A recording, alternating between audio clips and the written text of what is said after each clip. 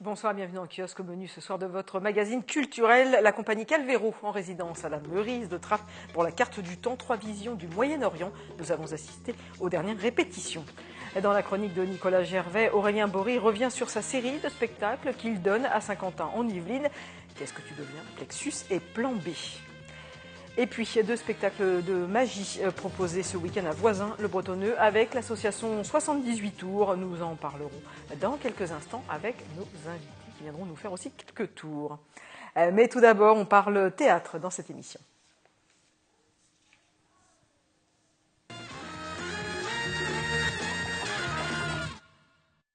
La compagnie Calvero était en résidence à la Meurice de Trappes pour les dernières répétitions de la carte du temps, 3 visions du Moyen-Orient, une pièce autour des conflits au Moyen-Orient qui sera jouée les 12 et 14 mars prochains. Sophie Proharam et William L. ont notamment rencontré le metteur en scène Roland Timsit.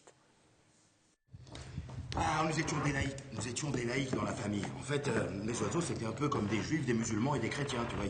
C'est-à-dire que des fois, ils s'arrachaient un petit peu les ailes avec un petit peu de sang, mais globalement, ils s'entendaient bien, ils étaient tous sur le même tas. Hein. Irak, Palestine, Israël, voilà les ingrédients de la carte du temps, 3 visions du Moyen-Orient. Cette pièce réunit des personnages démunis par un conflit qui les dépasse, avec humour, émotion et humanisme. Les Israéliens et les Palestiniens se détestent comme il se doit, comme ils le font, malheureusement.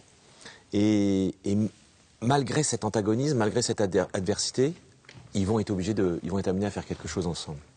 C'est gros-là, zizi, ferré, c'est boubou, couillonnerie, fait chier, trop les pourris.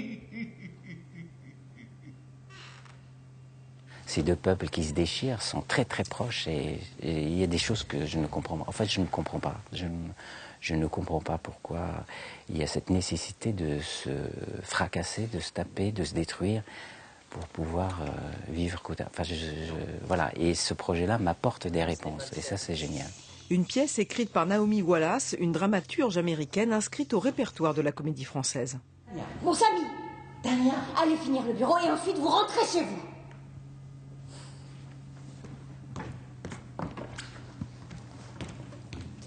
Ce qui est très beau dans l'écriture de Naomi Wallace, c'est que grâce à ces histoires qu'elle invente, elle nous permet d'imaginer, nous, spectateurs, que ce monde-ci n'est pas le seul. En tout cas, moi, c'est un texte que j'ai cherché pendant longtemps, parce que je suis né en Algérie. Et pour moi, ce qui se passe au Moyen-Orient, c'est une deuxième blessure. Après un succès au Festival d'Avignon en 2013, la compagnie Calvero sera sur la scène de la Meurice de Trappes les 12 et 14 mars pour rencontrer aussi son public. J'aimerais qu'ils se disent... Je ne les imaginais pas comme ça, les autres. L'autre. Soit que je diabolisais, soit que j'idéalisais. Et je disais... Et peut-être se dire, peut-être que c'est possible.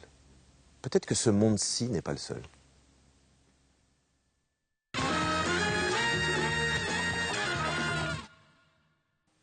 Aurélien Bory est entre théâtre et danse. Il propose plusieurs spectacles. À 50 ans en Yvelines, Nicolas Gervais l'a rencontré.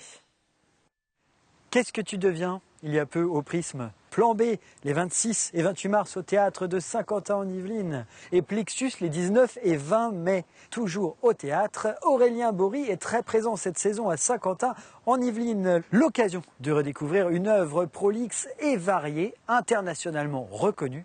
Rencontre.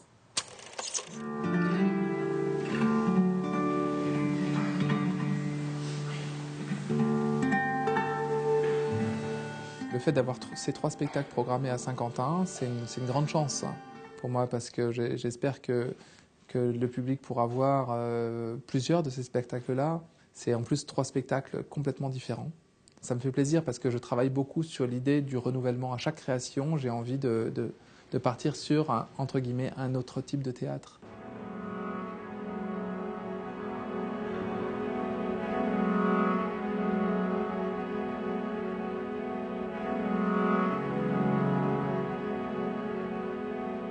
Plexus, en fait, est une création que j'ai faite en 2012 sur l'idée de faire un portrait d'une personne.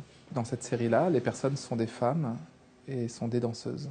Et j'essaye de voir comment la danse peut nous révéler quelque chose du paysage intérieur d'une personne. Dans mon travail, l'espace vient toujours en premier. J'aborde le théâtre comme un art de l'espace.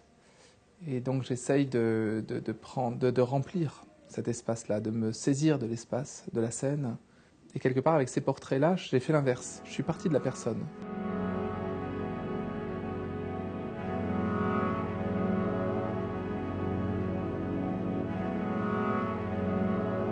L'idée du dispositif vient au fur et à mesure. Pour Kaori, j'avais 5 ou 6 dispositifs et finalement, j'ai commencé à travailler avec les fils. J'avais notamment fait fabriquer une marionnette à fil à l'effigie de Kaori. Elle a travaillé avec cette marionnette à fil. J'ai dit à Kaori, voici ton professeur de danse, il faut que tu le suives, cette marionnette-là.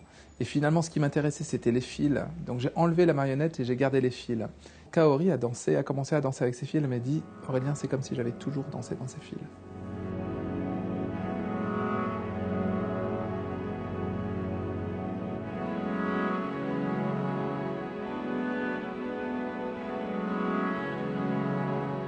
Quelque part, Plexus part du tout intérieur, presque de l'intérieur du corps, et va vers un tout extérieur. Finalement, dans ces portraits, avec Kaori, Ito, c'est la même chose, c'est le dialogue intérieur-extérieur. Il y a une grande notion de solitude, et le dialogue intérieur-extérieur qui est très très présent. Plexus et Qu'est-ce que tu deviens sont des pièces qui sont beaucoup sur l'existence, et avec une présence quand même très forte de cette fin de l'existence qu'est la mort.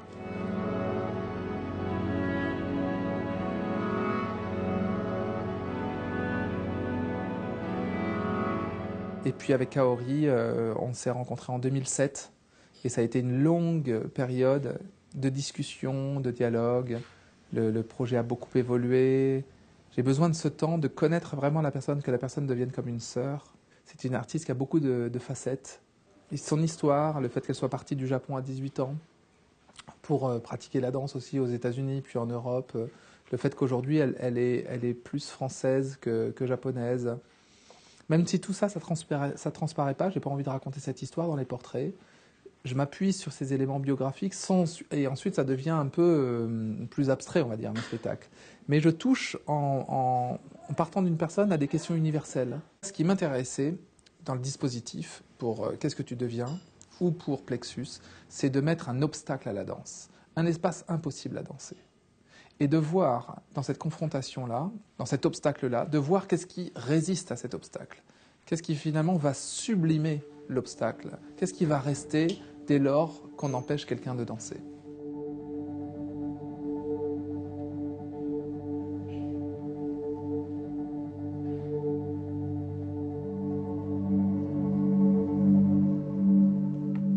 On retrouve complètement cette idée du dispositif comme centre,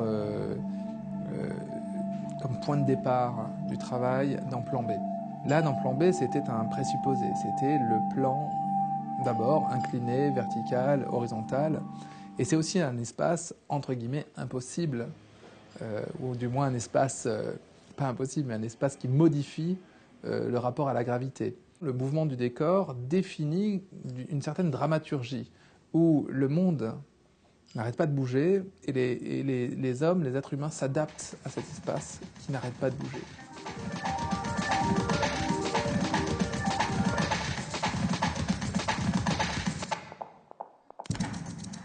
Un spectacle qui a été créé il y a plus de 10 ans, qui a fait plusieurs fois le tour du monde, que j'ai voulu maintenir au répertoire, donc j'ai repris en 2012 avec une nouvelle équipe.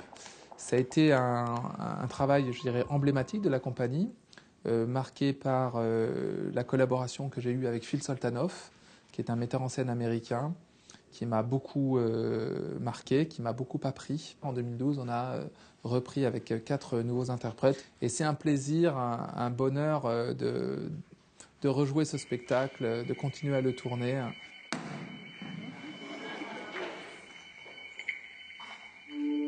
Ce costume-là, qui est un peu le costume qui représente le monde d'aujourd'hui.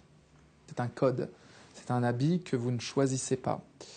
La deuxième raison, qui est liée à la première, c'est que du coup, il y a l'idée d'hommes ordinaires qui ne se distinguent pas par leur façon de s'habiller. Il y a cette idée de se conformer. Évidemment, tout ça ne va pas avec ce qu'on fait dans le spectacle. Ils ont aussi envie d'être complètement dans ce monde-là. Mais le monde bouge, se transforme en permanence. Ils n'ont d'autre choix que de s'adapter et se prendre un peu les pieds dans le tapis.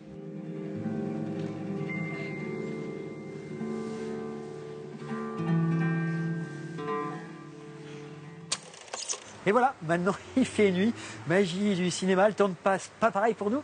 Après les pirouettes d'Aurélien Bourri, voici Catherine en salto, en plateau. Allez, on continue à parler danse. Monsieur et Madame Rêve, le dernier spectacle mis en scène par Mariko de Pietragala, proposé ce samedi soir à la ferme du Manet de Montigny-le-Bretonneux. Un spectacle autour de l'irréalité virtuelle. Tarif à partir de 29 €. Je vous propose un extrait.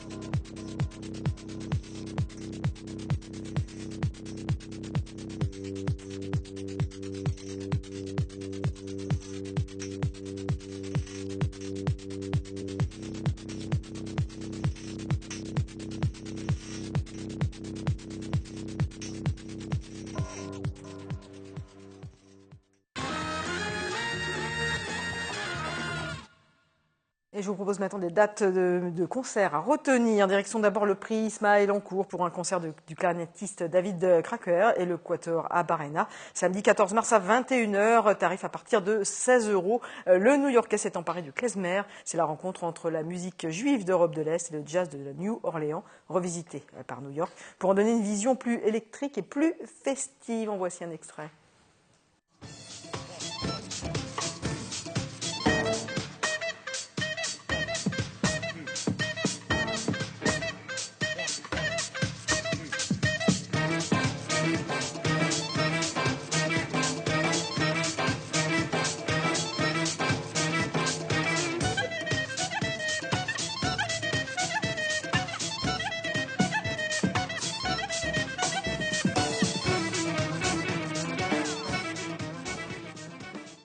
Toujours en musique, la deuxième édition du Tremplin Rock The Choice, ce samedi soir à la salle Gauguin de Montigny-le-Bretonneux, tarif à partir de 3,30 €. Un jury de présélection composé d'étudiants, de professionnels du secteur et d'élus locaux a sélectionné les 5 groupes entre pop, rock et reggae.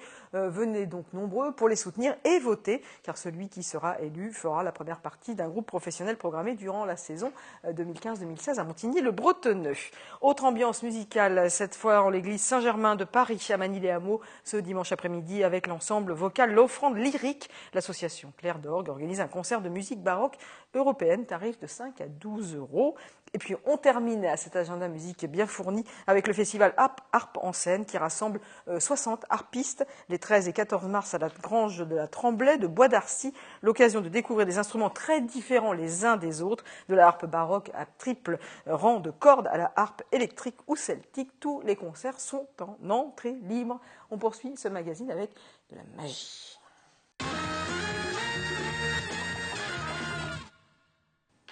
La magie revient à Voisins-le-Bretonneux. L'association 78 Tours présente son nouveau spectacle Sapristi ce samedi à la salle de la Tour de Voisins-le-Bretonneux. Et pour en parler, j'ai 2 magiciens. Ils sont très bien encadrés ce soir. Stan Ditko, bonsoir, vous êtes magicien, président de l'association. Et Claude Saloni, bonsoir, vous êtes également magicien et adhérent de l'association. Il y a 2 parties dans ce spectacle. Il y a une première partie à 15 h pour les enfants et puis une partie pour les familles à 20 h. Claude Saloni, la partie enfant, c'est spécial, la magie. On se dit que c'est c'est très spécial parce que les enfants, ils nous pardonnent rien, parce qu'ils sont francs, ils disent ce qu'ils voient, etc. Donc quand les adultes sont plus polis, ils vont voir quelque chose, ils vont rien dire, alors que l'enfant, il va crier tout de suite, ouais, j'ai vu le film, j'ai vu le... Mais ça veut dire que du coup, pour le spectacle, on s'adapte, on fait des choses un peu plus visuelles. Alors on fait vraiment des choses vraiment visuelles pour les enfants, des choses... plus magie comique, magie de colombe, de tout ce qui intéresse les animaux, etc.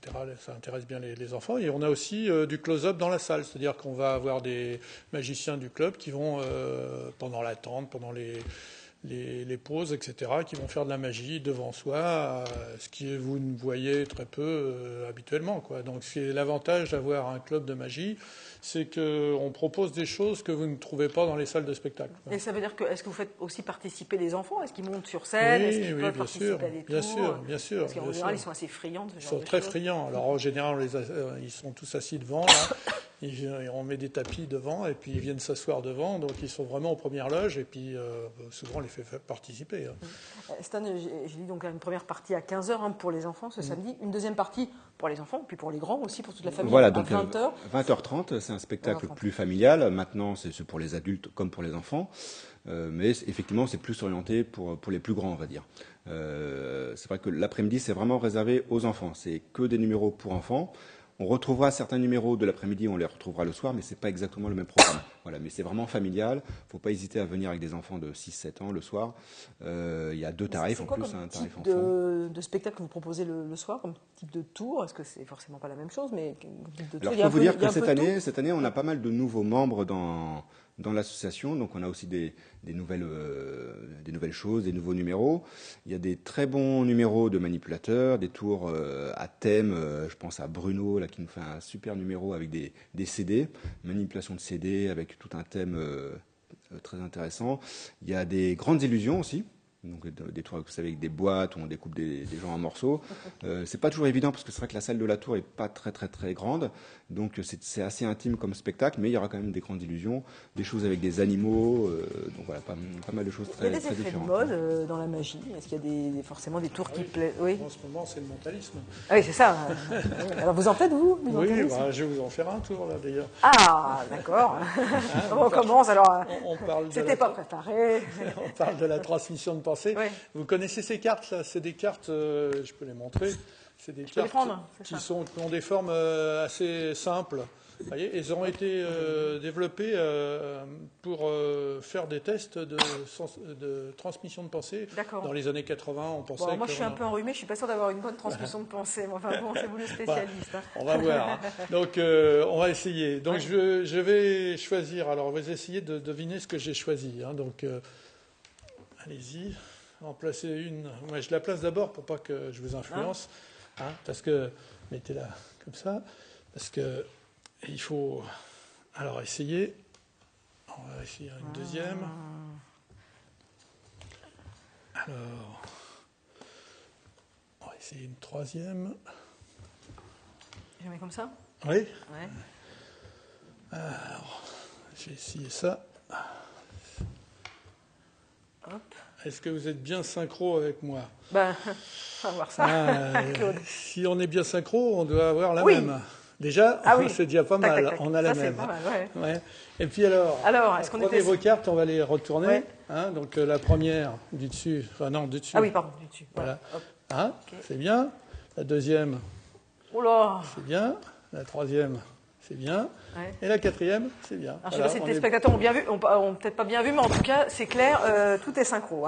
Voilà. C'est bon, il n'y a pas de souci, tout est synchro. Très bien. Donc ça marche très bien. Voilà. Genre de tour qui fonctionne. Voilà, ça c'est du mentalisme, c'est vraiment plus pour adultes, disons, donc c'est pas pour les enfants. Alors c'est vrai qu'il y a du mentalisme, mais il y a aussi des. Je voulais vous faire parler de l'association, on en parlera après. Oui, dites-moi. Non, mais il n'y a pas de souci. Vous êtes venu avec. Oui, parce qu'en fait, vous avez quelque chose dans la main, c'est pour ça. Non, c'est Flippo, parce qu'en fait, il est affamé. Parce qu'en fait, voilà, vous avez oublié de lui donner à manger. Voilà, il mange dans le creux de la main, il est très gentil. Vous les caressez, très gentil. Oui. C'est vous. Non, ça vous impressionne, je peux l'endormir. Non, pas du tout. Non, vous inquiétez pas, c'est une bêtise. Vous me posez une question. Alors, oui, donc sur la torture des animaux, non, sur le club des 78 tours. Alors, le club existe, l'association existe depuis combien de temps? Et vous avez dit que vous aviez gagné en nombre d'adhérents. Alors, vous êtes aujourd'hui combien? Alors, l'association existe depuis 2004.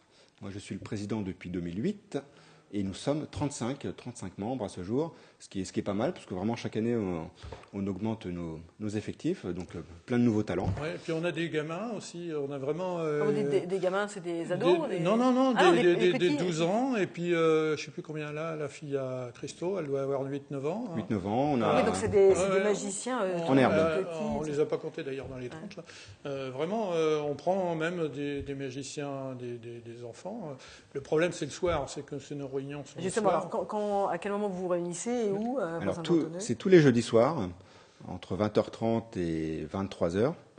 Donc c'est pour avant tout des passionnés de magie. Hein. C'est pas une école de magie, on donne pas de cours de magie. C'est une réunion de passionnés de magie. On échange entre nous, on prépare des spectacles.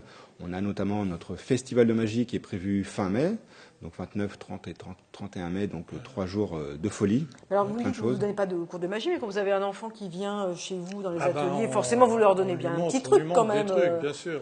Mais on aime bien. On sait bien que les magiciens n'aiment pas trop dévoiler leurs secrets. Non, mais souvent c'est des enfants qui ont envie et donc ils ont déjà des choses. Ils ont déjà appris quelque chose. Ils ont acheté une boîte de magie. Enfin, on leur a offert à Noël une boîte de magie, etc. Est-ce que tout le monde peut devenir magicien ou il faut quand même avoir un petit talent à la fois forcément un petit talent, quelque chose quoi.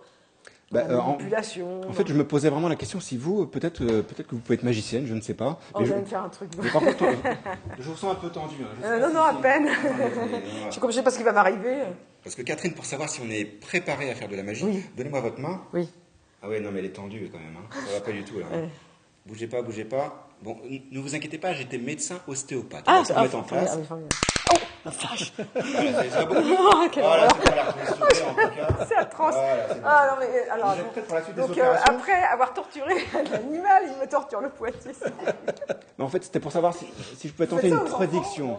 Ouais, mais j'ai des soucis avec les parents. Hein. C'est un peu le problème. Hein. Alors, j'ai ici une prédiction. Oh là là, moi, ça va être encore un truc. On n'a rien préparé. Oui, c'est vrai, non, je dis on n'a rien préparé. Les téléspectateurs n'ont vraiment rien préparé. Donc, ça peut rater, je ne sais pas trop. Ouais. On va voir ça.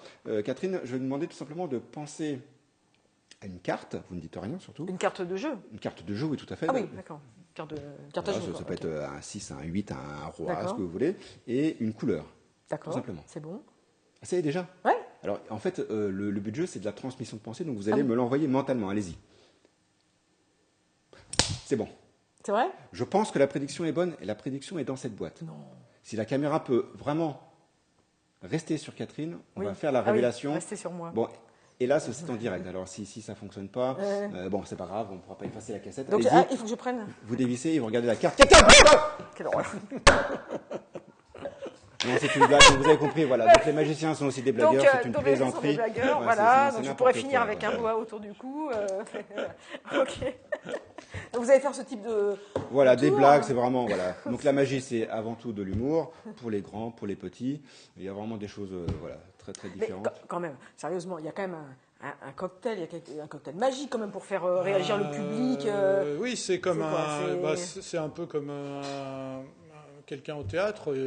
C'est plutôt, il faut apprendre à présenter, à parler, enfin, etc. Donc c'est une école aussi un peu D'ailleurs, pour les enfants timides, c'est très bien parce que justement, ils apprennent à s'exprimer, ils apprennent à se dépasser, etc. Donc effectivement, c'est mais il faut pouvoir parler aux gens, il faut pouvoir se mettre en avant, quoi. Mais les tours par eux-mêmes, ça dépend après de votre le genre que vous avez. Si vous êtes magicien comique, si vous êtes mentaliste, voilà, il y a plein de styles. Chacun peut trouver son style. Je regarde Stan parce qu'il a l'œil qui frise. Il va encore nous faire un truc pas terrible. Vous avez eu 30 secondes avant de conclure. Non, non, c'est trop tard. Hop là. C'est pas grave. Non, parce que je voyais dans vos notes là. Oui. Il y a une petite erreur. En fait, bon. Oh là, formidable. La colombe. La colombe qui s'envole. C'est Myrtille la colombe. Alors, voilà, ici. qui s'envole sur le plateau. S'envole, la elle est en train pauvre. de griller sur les projecteurs. Oui, c'est clair. Je vais beaucoup séduire les parents des enfants. Là, c'est clair. C'est clair. Bon, merci en tout cas à vous deux d'être venus en plateau. Merci à tous vos animaux et compagnons qui sont venus. On l'entend peut-être pas, mais elle est en train de recouler. Merci à vous deux d'être venus. Vous la retrouverez en pleine forme. Voilà. Samedi prochain, voilà, vous faites à ça 15h, très bien, voilà. Et à 20h30, donc, elle sera en pleine forme avec ses copines. Samedi 15h, salle de la Tour, ou samedi 20h30, oui. et samedi 20h30, salle de la Tour. C'est pas cher en plus, 5 € l'après-midi pour tout le monde. Allez, ils le font bien. Merci en tout cas. Et 8 € le soir pour les enfants et 12 € 12 €. Ne quittez pas le plateau, restez encore quelques instants avec moi. Voilà. Allez, on finit cette émission avec évidemment la chronique cinéphile. Merci. Ce soir, exceptionnellement, la chronique cinéphile, vous ne retrouverez pas les avis de spectateurs, mais place tout de suite au coup de cœur d'un professionnel du 7e art. Ce soir, Luc Beaucamp du Ciné 7 d'Elancourt. Alors, 2 coups de cœur cette semaine au Ciné 7. Le premier, c'est une comédie policière, espionnage, d'aventure qui s'appelle Kingsman, avec l'acteur oscarisé Colin Firth, qui nous donne là une interprétation tout à fait sublime, en agent secret, on va dire, raté, qu'on vient chercher malgré lui, et qui va résoudre malgré lui, encore une fois, tout un tas d'affaires. Alors c'est un film qui représente un genre assez peu, je trouve, représenté dans les salles de cinéma. C'est le film politiquement incorrect, original, qui part un peu dans tous les sens, mais qui est très bien fait. Donc c'est vraiment à découvrir, c'est savoureux. C'est à ces manières que l'on juge un homme. Vous savez ce que ça veut dire? Alors je vais éclairer votre lanterne. On va traîner là toute la journée? Ou est-ce qu'on va se battre?